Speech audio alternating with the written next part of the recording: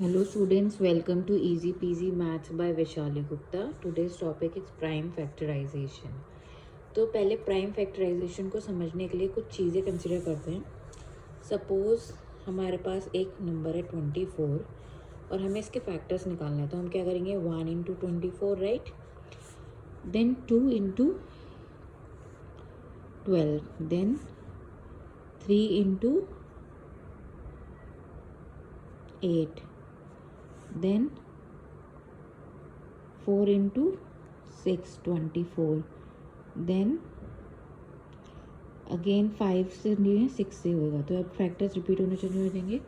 तो बेसिकली इसके हम इनको ऐसे लिख सकते हैं 24 इंटू 1 इंटू 24, राइट.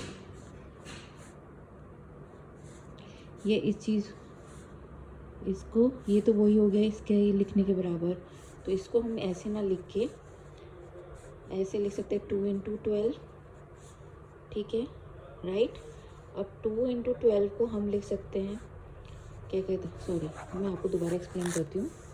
24 को हम लिख सकते हैं 2 इंटू 12, राइट.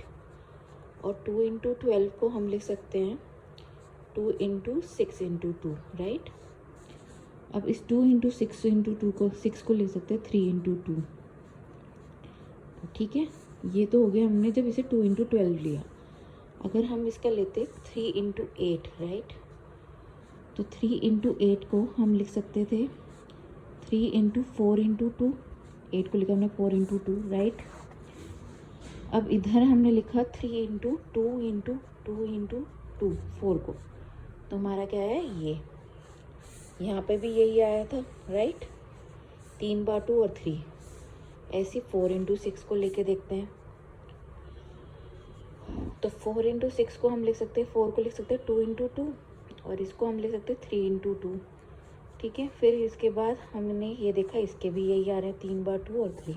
अल्टीमेटली जो फैक्टर्स आ रहे हैं वो 2 इंटू 2, ये 2 इंटू 2 इंटू 3 आ रहे हैं. So this type of factorization is called prime factorization. क्यों? क्योंकि इसमें सारे फैक्टर्स प्राइम नंबर्स होते हैं. तो हम लिख सकते हैं this type of factorization is prime factorization, right.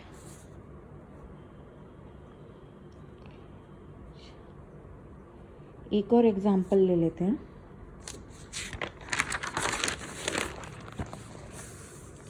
ले लीजिए 36 का एग्जांपल. तो 36 का होगा 2 इंटू 18 एक, तो फिर क्या होगा 3 इंटू 12, देन होगा 4 9 ज़ा 36, देन 6 6 ज़ा. यहाँ से फैक्टर्स रिपीट होना शुरू हुए तो हमारी यही फैक्टर्स है. तो अगेन अगर हम 2 इंटू 18 को लेते हैं तो हम इसको लिख सकते 2 इंटू 9 इंटू 2, राइट. 18 को लिखा 9 इंटू 2. फिर उसको लिख सकते हैं 2 इंटू 3 इंटू 3 इंटू 2. हमने 9 को ब्रेक करके 3 इंटू 3 लिख दिया, राइट. तो हमारे फैक्टर आया ये. ऐसे 3 इंटू 12 को हम लिख सकते हैं 3, ये तो ऑलरेडी 3 में है क्योंकि हमें प्राइम फैक्टर्स में ही लाने हैं. तो 6 इंटू 2, 6 को फर्दर तोड़ सकते हैं तो हम लिख सकते हैं 3 इंटू 2 इंटू 2. अगेन 2 बार 3 2 बार 2, ठीक है. फिर 4 इंटू 9 को अगर हम लिखेंगे तो 4 को लिख सकते हैं 2 इंटू 2 और 9 को लिख सकते हैं 3 इंटू 3. अगेन यही फैक्टर्स आ गए. अगर हम 6 इंटू 6 को लिखेंगे तो 6 को लिखेंगे 3 इंटू 2, इधर भी 6 है तो इधर भी लिखा 3 इंटू 2. तो बेसिकली फैक्टर्स हमारा यही आ रहा है. तो इसका अगर 36 का हमसे प्राइम फैक्टराइजेशन पूछा जाएगा तो क्या होगा, that is 3 into 2 into 3 into 2, right. अब आते हैं फैक्टर ट्री पे.